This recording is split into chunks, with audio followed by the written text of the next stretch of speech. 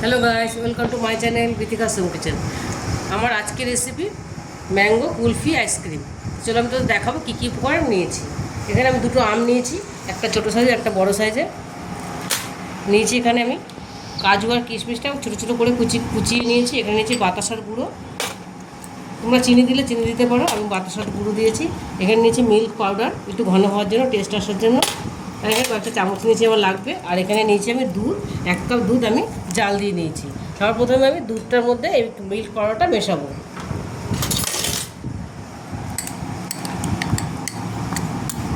এটা ভালো করে মিশিয়ে নিলাম। মিশিয়ে এটা আমি আর একটু ঘন করে জাল দেবো।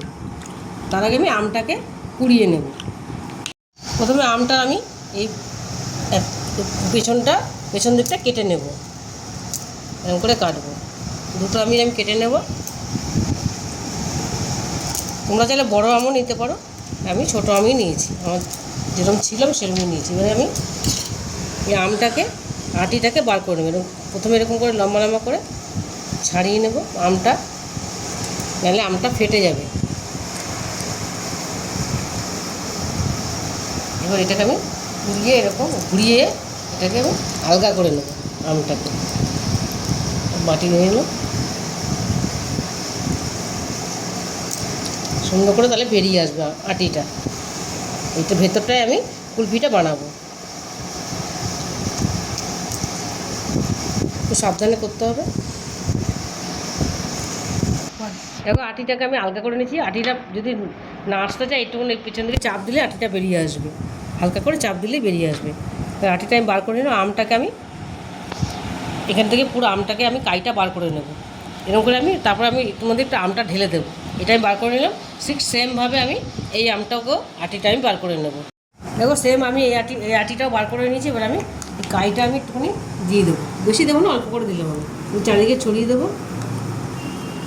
এটাও তাই করবো, যতটা লাগবে আমি ততটাই দেবো। কোনো ঝামেলা নেই। পেছন দিয়ে একটু চাপ দিলেই আটিটা, প্রথমে কুড়িয়ে পেছনটা একটু চাপ দিলেই আটিটা পুরো বেরিয়ে আসবে, কোনো অসুবিধা হবে না। এবার আমি এই দুধটার মধ্যে আমি এই বাতাসার গুঁড়োটা মিশিয়ে দিলাম। যে তোমরা যেরকম মিষ্টি খাবে সেরকম দেবে। এবার এটা আমি খুব ঘন করে জাল দেবো।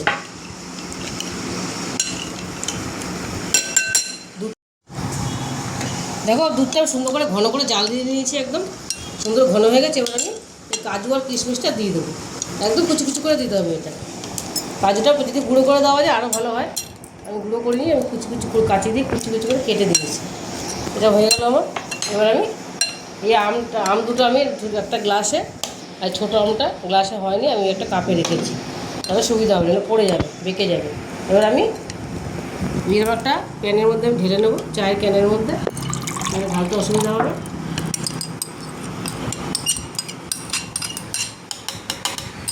খুব সুন্দর আইসক্রিম, দারুণ লাগে খেতে।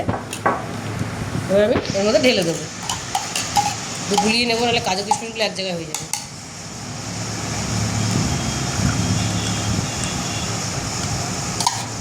দিয়ে দিলাম ভেতরে। এটা এবার দিয়ে দেবো ছোটোটার মধ্যে।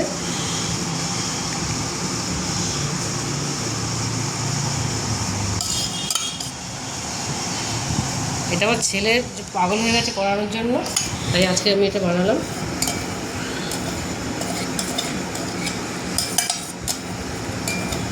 খুব সুন্দর লাগে খেতে, দেখতেও সুন্দর, খেতেও ভালো লাগে। এবার একটু আমটা আমি ওপর দিয়ে দেবো, তাহলে সুন্দর হবে। এটা দিয়ে দিলাম ওপর দিয়ে।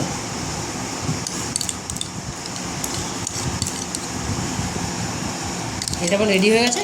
দুধটা ঠান্ডা করে, অবশ্যই দুধটা ঠান্ডা করে দিতে হবে, আমের মধ্যে ভরতে হবে। আমি দুধটা ঠান্ডা করে নিয়েছিলাম। এবার এটা আমি ফ্রিজে রেখে দেবো, 8-10 ঘন্টার জন্য রেখে দেবো আমি, যতক্ষণ না সেট হয়। এটা দেখো আমার 7 ঘন্টার মধ্যে আমার আইসক্রিমটা রেডি হয়ে গেছে। এবার এটা আমি ছুলে নেবো, পিলারটা দিয়ে ছুলে নেবো।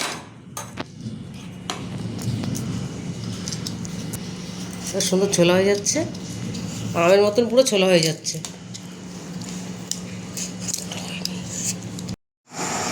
দেখো আমটা আমি সুন্দর করে পিস পিস করে কেটে নিয়েছি। দেখো কী সুন্দর হয়েছে, দারুণ লাগছে দেখতে। এটা খেতেও ভীষণই ভালো হয়। তোমরা বাড়িতে অবশ্যই এটা ট্রাই করবে। রেসিপিটা তোমাদের ভালো লেগে থাকে তাহলে আমাকে লাইক, শেয়ার আর সাবস্ক্রাইব করতে ভুলবে না। টাটা।